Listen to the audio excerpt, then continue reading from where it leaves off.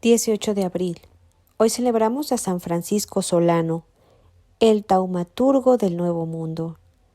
Fue llamado así por la cantidad de prodigios y milagros que obtuvo en Sudamérica y que él naciera en el año de 1549 en Montilla, Andalucía, España. Su padre era alcalde de la ciudad y el jovencito desde muy pequeño se caracterizó por su habilidad en poner paz entre los que se peleaban. Cuando había algún duelo a espada, bastaba que Francisco corriera a donde los combatientes para suplicarles que no se pelearan y que hicieran las paces. Estudió con los jesuitas, pero entró a la comunidad franciscana porque le atraían mucho la pobreza y la vida tan sacrificada de los religiosos. Los primeros años de sacerdocio los dedicó a predicar con gran provecho en el sur de España. Sus sermones no tenían nada de rebuscado ni de elegante, pero llegaban hasta el fondo del corazón de los pecadores y conseguían grandes conversiones, y es que rezaba mucho antes de su predicación. Llegó a Andalucía la peste del tifo negro y Francisco y su compañero fray Buenaventura se dedicaron a entender y a atender a los enfermos más abandonados. Buenaventura se contagió y murió.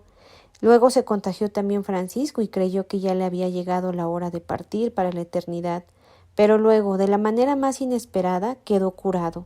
Con eso se dio cuenta de que Dios lo tenía para otras obras apostólicas todavía más difíciles. Pidió a sus superiores que lo enviaran de misionero a África y no le fue aceptada su petición, pero poco después el rey Felipe II pidió a los franciscanos que enviaran misioneros a Sudamérica y entonces sí, fue enviado Francisco a extender la religión por estas tierras. Y sucedió una terrible tempestad, lanzó el barco contra unas rocas frente a Panamá y se partió en dos. No había sino una embarcación para volver a la tierra firme y el misionero prefirió aguardar allá, en esos escollos con los esclavos negros que le había venido instruyendo durante el viaje y habían enseñado la cantidad del Evangelio. La pequeña embarcación los llevó a unas costas inhospitalarias y allá pasaron días terribles de hambre y peligros. Cuando los marineros se desesperaban, lo único que podía calmarlos era la intervención del padre Francisco. Cuando había peleas, al único que le hacían caso de dejar de pelear era el padre Solano. Fray Francisco Solano recorrió el continente americano durante 20 años predicando, especialmente a las comunidades de los indios. Pero su viaje más largo fue el que tuvo que hacer a pie, con incontables peligros y sufrimientos desde Lima, Perú, hasta Tucumán, Argentina, y hasta Las Pampas y el Chaco paraguayo, más de 3.000 kilómetros y sin ninguna comodidad.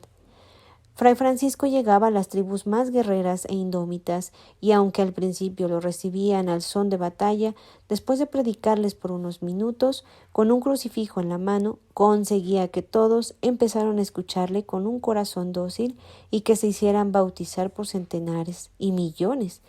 San Francisco Solano misionó por más de 14 años y también fue, siempre a pie, a innumerables comunidades indígenas.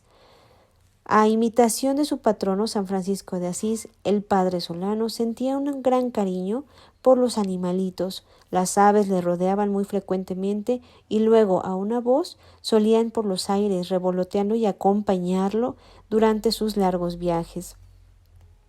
En mayo de 1610 empezó a sentirse muy mal y los médicos que lo atendían se admiraban de su paciencia y santidad.